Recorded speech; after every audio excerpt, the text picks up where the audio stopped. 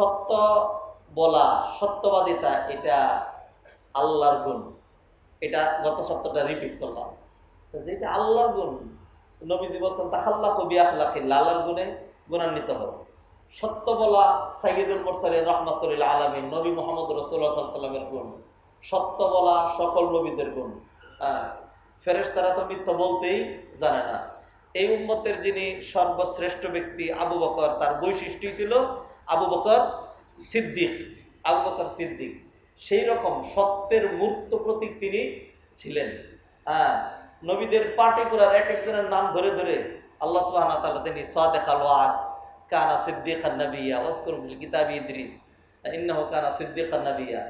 অতএব যেহেতু আমাদের নবীরা, আমাদের পূর্বপুরুষগণ সলফে সালেহিন, তারা সত্যবাদী ছিলেন, মিথ্যা কথা বলতেন না। আল্লাহ সুবহানাহু ওয়া তাআলা মিথ্যার উপর লানত করেছেন, আল্লাহ সুবহানাহু ওয়া তাআলা নিজে সত্য কথা বলেন। অতএব আমার আপনার প্রত্যয় হবে যে আমরা সত্য কথাই বলবো, সবসময় সত্যই বলবো, কোনো অবস্থাতে মিথ্যা বলবো না। কি হবে? সর্বোচ্চ জান্নাত চলে যেতে পারে। আপনি হয়তো ভাবছেন মিথ্যা দিয়ে বেঁচে যাবেন, মিথ্যা দিয়ে কেউ আসলে বাঁচতে পারে না। মনে করে যে সে বেঁচে যাচ্ছে, তো একটা পর্যায়ে ধরা খায়। আর সত্য দিয়ে মনে করে সে বিপদে পড়ে গেছে, তা কিন্তু দেখা যায় আল্লাহ সুবহানাহু ওয়া তাআলা কি করেন। নবীজি সাল্লাল্লাহু আলাইহি ওয়াসাল্লামের হাদিস তো সত্য মানুষকে কল্যাণের পথ দেখায়। আসিদকু ইউনজি ওয়াল কাযিবু ইহলিক। সত্য মানুষকে রক্ষা করে আর মিথ্যা মানুষকে ধ্বংস করে। মিথ্যাবাদী রাখালের গল্প আমাদের দেশে পড়ানো হতো আগে, এখন যদিও এই ভালো ভালো জিনিসগুলো এখন আর থাকার কথা না সেই শিক্ষা সিলেবাসের মধ্যে। আল্লাহ সুবহানাহু ওয়া তাআলা আমাদেরকে একটা ভালো সম্ভাবনা তৈরি করে দিয়েছেন। আশা করি আবারও শিক্ষা ব্যবস্থাটাকে আমরা এটা বলি না যে কেউ খালি সব বুখারি পড়াইতে হাদিস পড়াইতে হবে, এটা বলি না। আমরা অনেকেই বিভিন্নভাবে অনেকের গায়ের মধ্যে আগুন ধরে যাচ্ছে, সর্বনাশ, কোথায় কি যাচ্ছে, না না, মানে জাহান্নামে চলে যাচ্ছিলেন, সেখান থেকে একটু ডাইভার্ট হয়ে জান্নাতের পথের দিকে যাওয়া হচ্ছে, অন্য কিছু না।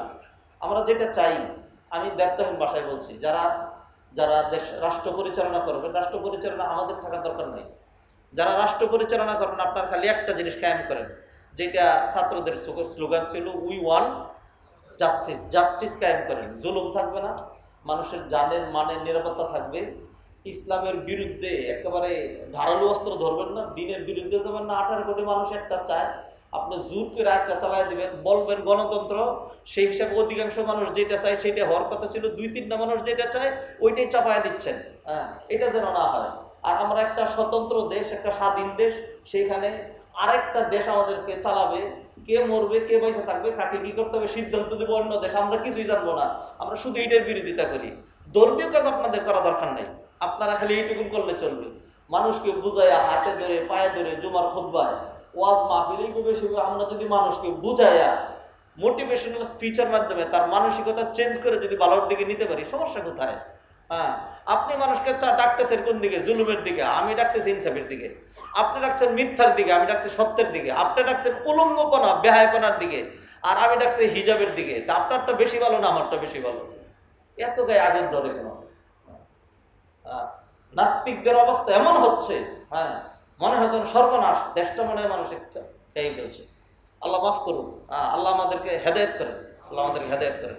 ভাইয়েরা, বদনাম তো আলেমুল আমাদের, একদিন এটা নিয়ে আমি আলোচনা করবো। আলেমুল আমাদের মান মর্যাদা এই দেশে এই পৃথিবীতে, বাংলাদেশে আলেমুল আমারা যত লাঞ্ছিত, যত অপমানিত এবং যত কম মূল্যের এবং যত তিরস্কারের পাত্র বিশ্বের কোথাও, ইভেন আমাদের পাশের যে হিন্দুদের দেশ, ওই দেশও আলেমুল আমাদের স্ট্যাটাস এত নিম্নমানের নয়।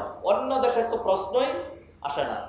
আপনি একটা ডাক্তারের সাথে 5 মিনিট কথা বলবেন, 1000 টাকা ফি দিয়ে আসতে হবে। একটা উকিলের সাথে কথা বলবেন, তাকে ফি দিতে হবে। একজন আর্কিটেক্টের কথা বলবেন, ওরে বাবা, একটু আঁকাআঁকি করে, আমার কিছু বন্ধু বান্ধব আর্কিটেক্ট আছে, মাশাআল্লাহ, একটু আঁকাআঁকি করে এই তো মানুষের কিসের বিল্ডিং করবে? আপনি তো 8-10 লাখ তো আপনি নিয়ে নিলেন, আঁকাআঁকি করে নিয়ে নেয়। আলহামদুলিল্লাহ, আজও একটা সেক্টর আছে উলামায়ে কেরামগণ, আপনার শত প্রশ্ন উত্তর দিচ্ছেন, মোবাইলে দিচ্ছেন, হোয়াটসঅ্যাপে দিচ্ছেন, সরাসরি দিচ্ছেন, কখনোই কোনো ফি লাগে না। এমন সারা মাস পড়ায় যাচ্ছে, 24 ঘন্টা ডিউটি করে যাচ্ছে, মাস শেষে 12,000 টাকা বেতন, 15,000 টাকা বেতন, তারপরে মাঝে মাঝে 2 মাস বাদ পড়ে। এটা দিয়ে কোন রকম তারা চলছেন। যদি চুরি করতেন, ডাকাতি করতেন, তাহলে জেলখানায় এদেরকে দিয়ে ভর্তি থাকতো, মামলা হইতো। চুরিও করে না, ডাকাতি করে না। এরপরেও আপনারা বলেন যে আলেমরা হলো ধর্ম ব্যবসায়ী। কিসের ব্যবসাটা করলো?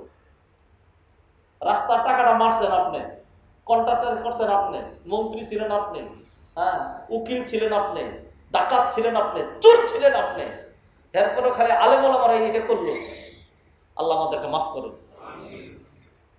মুআজ্জাজ হাজিরিন, সম্মানিত ভাই বোনেরা, ইথিক্স নিয়ে কথা বলছি, ইথিক্স নিয়ে কথা বলছিলাম।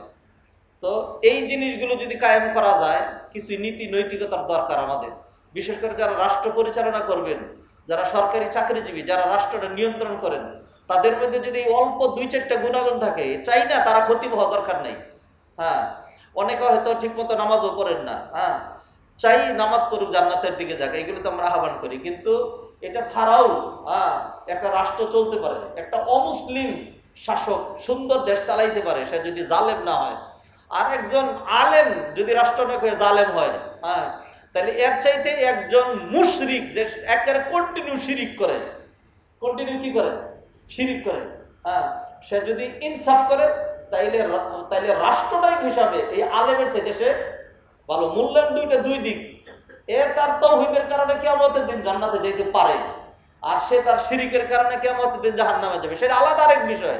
কিন্তু রাষ্ট্র পরিচালনায়, হ্যাঁ, যিনি নাকি জুলুম করলেন আর যিনি জুলুম করলেন না, এই দুইয়ের মাঝখানে আলাদা আলাদা পাল্লা দিয়ে মাপতে হবে। আপনি আমাকে এখন মূল্যায়ন করছেন খতিব হিসাবে, আমি যখন আমার বাসায় যাবো আমার ওয়াইফের কাছে, তখন আমার মূল্যায়ন হবে হাজবেন্ড হিসাবে, আমার সন্তানদের সাথে মূল্যায়ন হবে এজ এ ফাদার, রাষ্ট্রের মূল্যায়ন হবে রাষ্ট্রের আমি একজন জনগণ। হ্যাঁ, এই মসজিদের সাথে আমার সম্পর্ক কি? আমি এই মসজিদের একজন সদস্য। হ্যাঁ, এক একজনের মূল্যায়ন এক এক দিক থেকে হয়। অতএব যারা রাষ্ট্র পরিচালনা রয়েছেন, তাদের যদি কিছু মৌলিক ইথিক্স থাকে, তাইলে কল্যাণ হবে, দেশের কল্যাণ হবে, জাতির কল্যাণ হবে, তাদের নিজের কল্যাণ হবে, দুনিয়ার কল্যাণ হবে, আখিরাতের কল্যাণ হবে। কিছু হাদিস পড়ি, আপনাদেরকে আর ব্যাখ্যা করি, কথা শেষ করে দিই, শেষ হওয়ার নয়, তারপরেও শেষ করে দিতে হবে।